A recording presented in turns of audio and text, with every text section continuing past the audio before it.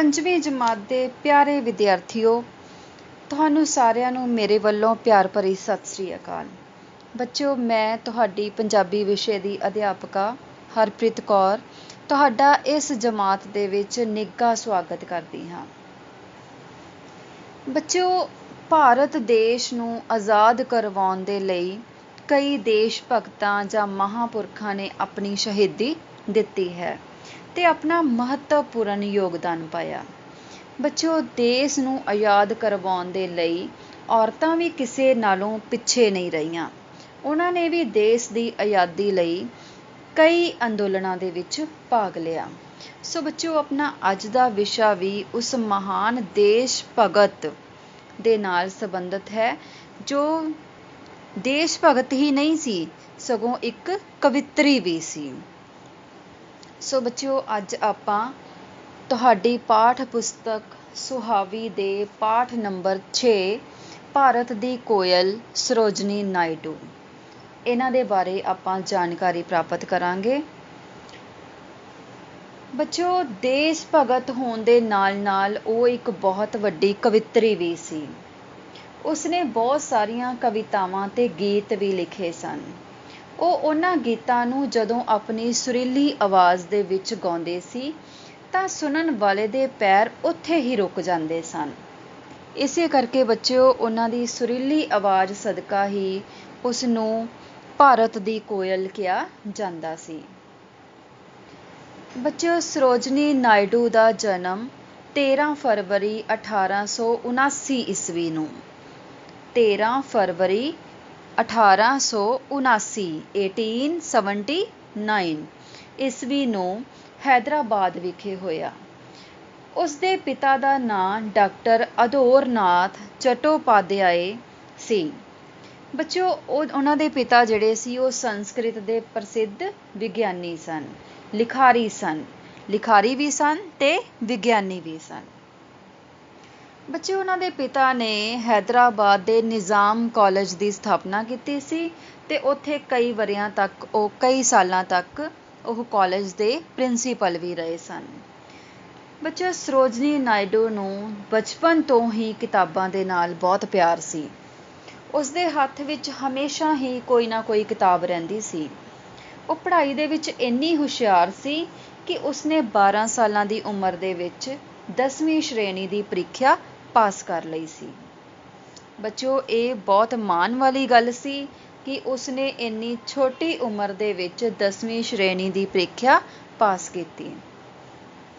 ਸਰੋਜਨੀ ਨੂੰ ਕਵਿਤਾ ਲਿਖਣ ਦਾ ਬਹੁਤ ਸ਼ੌਂਕ ਸੀ।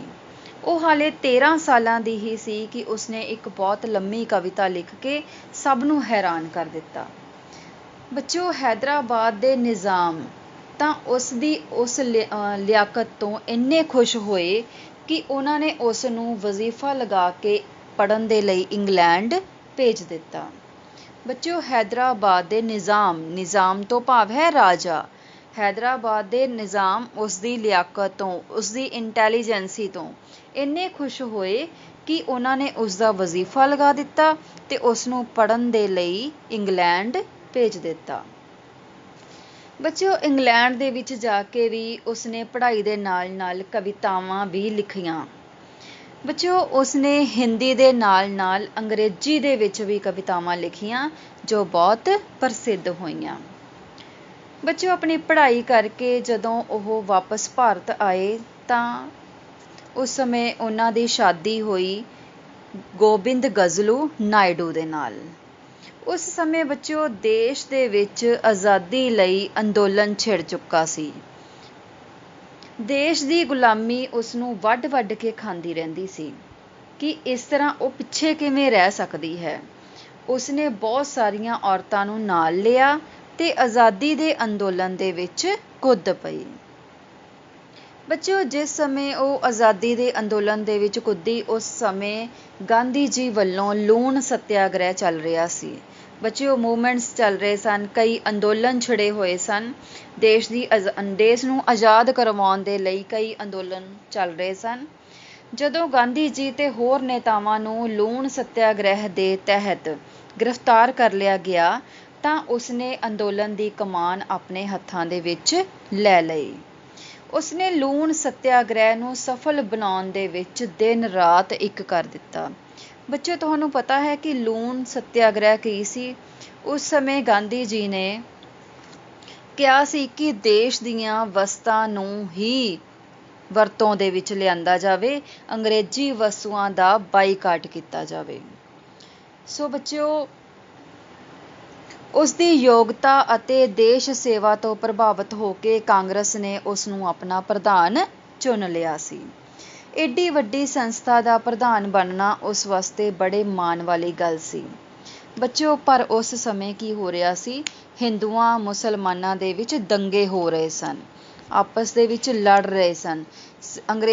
ਅੰਗਰੇਜ਼ੀ ਸਰਕਾਰ ਸੀ ਜਿਹੜੀ ਹਿੰਦੂਆਂ ਅਤੇ ਮੁਸਲਮਾਨਾਂ ਦੇ ਵਿੱਚ ਦੰਗੇ ਕਰਵਾ ਰਹੀ ਸੀ, ਲੜਾਈ ਝਗੜਾ ਕਰਵਾ ਰਹੀ ਸੀ ਤੇ ਆਪ ਰਾਜ ਕਰ ਰਹੀ ਸੀ।